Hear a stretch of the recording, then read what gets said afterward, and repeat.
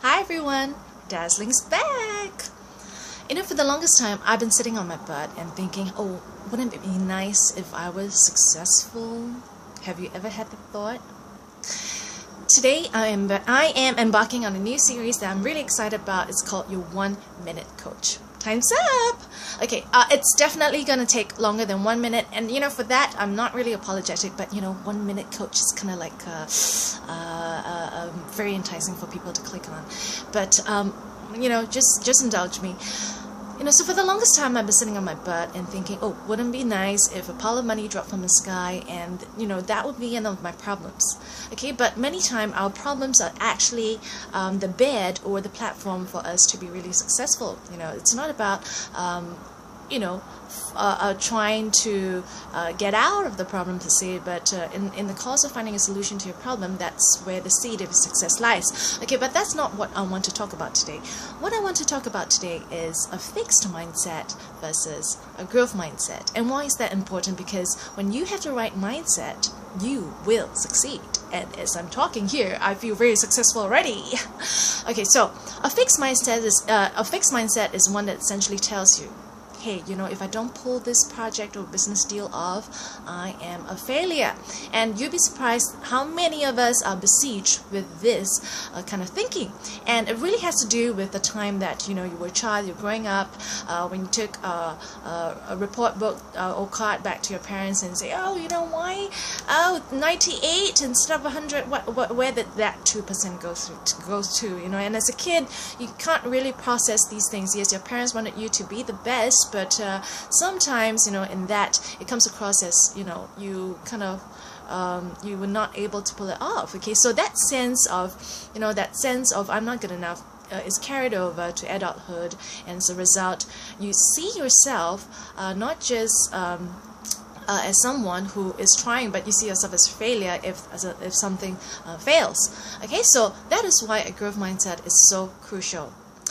For a long time, I just every project or whatever I embarked on, if I didn't get the kind of response or result I wanted, it made me really discouraged. I mean, really discouraged. I would give up and I'll tell myself, look, I'm not meant to do this. I'm just not good enough. I mean, looking at me, how can I not be good enough? How can you not be good enough? Okay, so but that was a mentality that really plagued me. So I got into projects with this unspoken belief or contract with myself that, hey, if I don't get the results I want, I'm not gonna go further than this because people are just gonna laugh at me. I'm not good at this. Okay, but a growth mindset is so good because what it essentially does is that everything that happens as a result of that project, relationship, or a business deal you're working on, okay, the result is just feedback. Okay, so feedback essentially just tells you what you need to work on. It does not define you as a person. It doesn't make you a failure. Similarly, if you succeed, you're not a success. You already you are a success. With seeds of greatness buried within you. You just need to find it within yourself to pull it out somewhere. Okay, but it's there, so don't worry. The last time I checked, I think mine was still there. Okay, so and now I look at my own endeavors differently. Like for instance, if I did this video, even if you didn't like it or someone didn't like it, it doesn't really matter because I know I've taken a step to be closer to where I want to be, which is a successful, inspirational coach or a person who is able to share and just touch your life for today, because it's really just about one step at a time and one day at a time. In the macro plan of things, of course. Okay, so so there was one thing that I read, and it's just been coming back to me the past couple of days, and I want to share this with you. Okay, so this guy, okay, it's taken from the Bible, and it's called The Healing at the Pool, from John 5:1 verses 1 to 18. So I'm just going to jump right to verse 5. Okay, verse 3. Here a great number of disabled people used to lie, the blind, the lame, and the paralyzed. One who was there had been an invalid for 38 years. Wow, 38 is a long time. I know how 38 feels like, but So when Jesus saw him lying there and learned that he had been in this condition for a long time, he asked him a very interesting question. Dude, do you want to get well? Sir, the invalid replied, I have no one to help me into the pool when the water is stirred. While I'm trying to get ahead, someone else goes ahead of me. So this is where I'm going to pause for a cause. What struck me, and the first learning point is this, or question is this. Do you want to be successful? Do you want to be well? Do you want to be happy? Okay, so this is a question that gets varying answers across the board. For a long time I thought, hey, I want to be successful, I want to be well, but my response was uncannily similar to that of the invalid. I have no one to help me. My competitors are already miles ahead of me. I don't even see them. It's just going to be hopeless. I don't have any hope. Okay, so the reply that Jesus gave him was really stunning. So this is what he said. Dude, you need some Twinkies. No, that's not what he said. He said, get up, pick up your mat, and walk. Like, seriously? Haven't you seen me lying here for the past 38 years? Are you joking? You expect me to just get up and go? It's the same thing with fears, because they tend to paralyze you. They blind you to your own potential, and you feel like you're lame and you can't walk, but really what they are just lame excuses. Haha. Okay, so but this I can identify with the guy, but he didn't say anything. Okay, at once the man was cured. He picked up his mat and walked. Okay, so sometimes, I've been guilty of this as well. If only Jesus could just walk into my room where I'm lying on my bed, paralyzed by my fears, and just touch me and say, hey, I cure you of your disabilities, your wrong beliefs, and, so get up and walk. No, but of course we know, he can't do that now. He's in heaven with God, my Heavenly Father. But he does, the invitation is always there.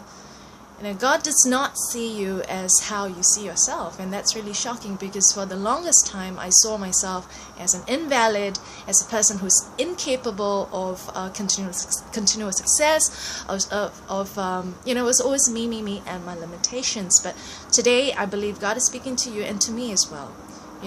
He sees you well, and by the power of God that's been vested in you, there is so much potential, and all you have to do is to pick up your mat. The very thing that you've been lying on, the very thing that has been binding you to your incapacity. Now just put that aside and get up by faith and walk in the name of Jesus. Okay, have you been in a bad relationship? Have you been in a bad business deal? Have you got the shorter end of the stick? You're not alone. It's happened to different people, but it's what you allow to get you down that will make you remain lying down. Not very profound, but think about that. Okay, so I'm well over 1 minute, but what happened was this. Okay, and at once the man was cured. He picked up his mat and walked. The day on which this took place was the Sabbath, and so the Jewish leaders said to the man who had been healed, "It is the Sabbath. The law forbids you to carry a mat." Check that out. This guy has just been cured. He's now able to walk after 38 years, and these people come up to him and say, "Hey, you're not supposed to do this. It's not the right time for you to do this." Does that sound familiar? And I'm getting really excited because, somewhere at the back of your mind, somebody's voice is going to tell you. It could be in the guise of a parent from, in the past, or a teacher, or, somebody, who for different reasons said, "Hey, I don't think you should be doing this. You're not good enough. You're not supposed to be doing this. You're supposed to be lying there. It's not the right time." But the problem is, there's never a good time. Of course, I understand for business and relationships, there's always a divine timing, but I'm talking about always putting out something that you could be doing, like, going for inner healing, listening to the Word of God, or allowing God to work in your life, or, just taking a step of faith out of your comfort zone to do what God has already put in your heart. Okay, so they said, "Who is this fellow who told you to pick it up and walk?" They're talking about Jesus here, right? So the man who was healed and had no idea who it was, for Jesus had slipped away into the crowd. that was there.